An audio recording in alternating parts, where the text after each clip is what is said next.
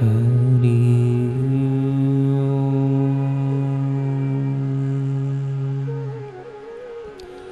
श्री सद्गुरुदेव भगवान के श्री चरणों में कोटि कोटि प्रणाम।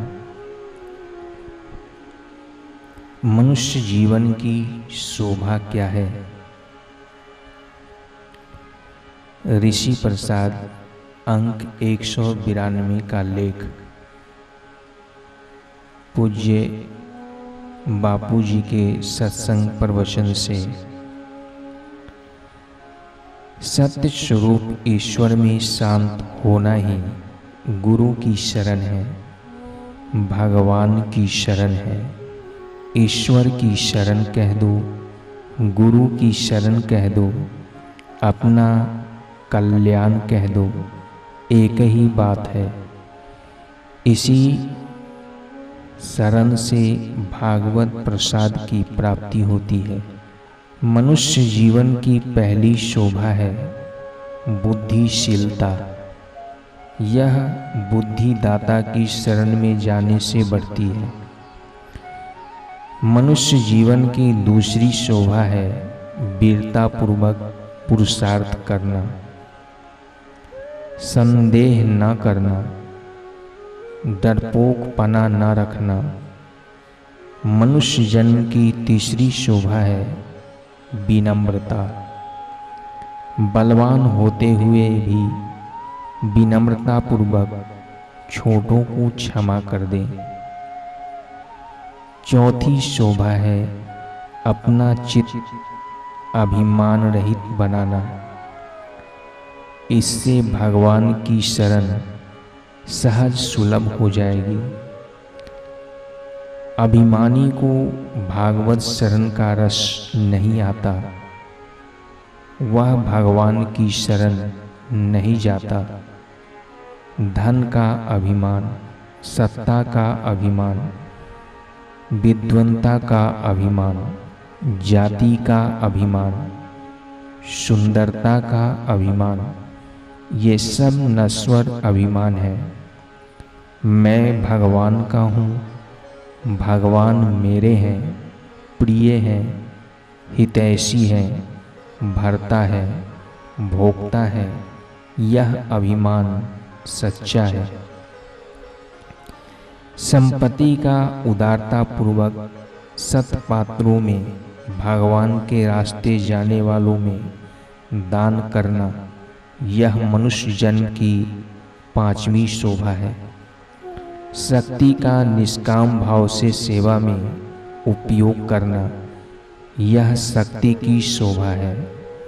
शक्ति व वैभव से भोग न भोग कर, ये भगवान की सेवा के ही साधन है, ऐसा मानो।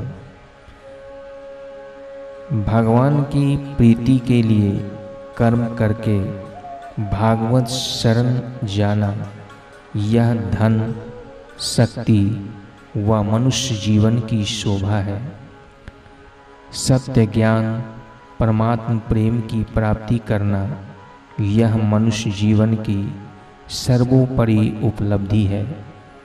भागवत कथा, भागवत वार्ता, भागवत ज्ञान, भागवत स्मृति, भागवत ध्यान के द्वारा नित्य नवीन भागवत रस आता रहे, यह मनुष्य जीवन का वैभव है, फल है।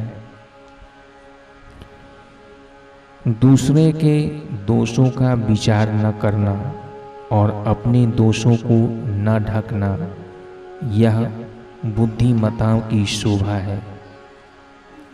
सात्विक कर्म करो, लेकिन ढिढोरा न पीटो कि मैंने यह किया वह किया।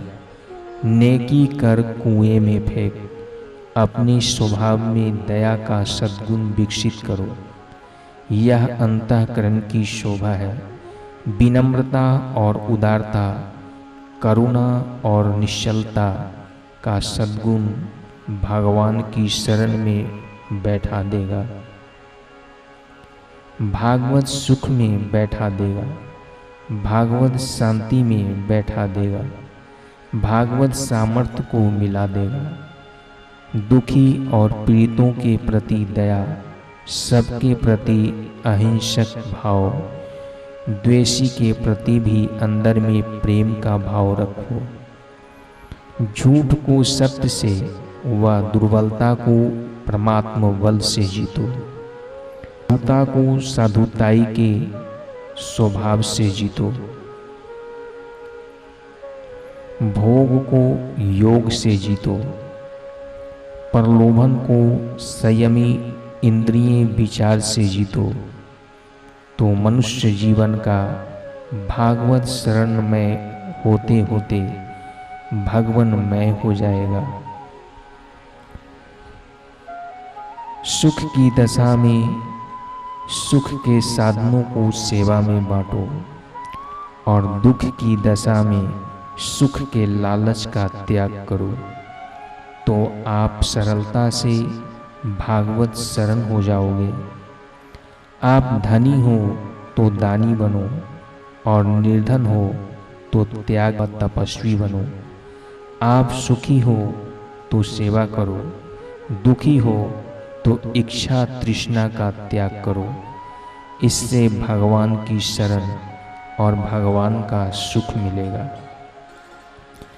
भगवान नाम जप, भागवत आज्ञा पालन और भागवत कथा सुनना, ये भागवत प्रेम को बढ़ाने वाले साधन हैं। व्यक्ति अगर विद्याहीन है तो कम बोलना चाहिए और बुद्धिमान है तो सारगर्भित बोलना चाहिए। निर्बल है तो सहनशील बनना चाहिए और शक्तिमान है तो बनना चाहिए। इससे भागवत सुख मिलेगा। मनुष्य जीवन की शोभा में निखार आएगा।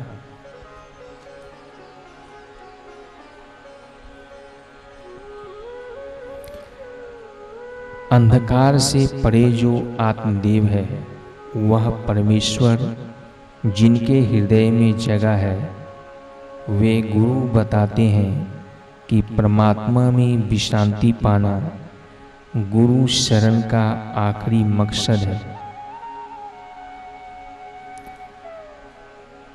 सावस वीर सावस, माई हो चाहे भाई हो, बालक हो चाहे बालिका, सभी भागवत प्रसाद जा बुद्धि। भागवत शरण भागवत रस पाकर निहाल हो सकते हैं, खुशहाल रह सकते हैं।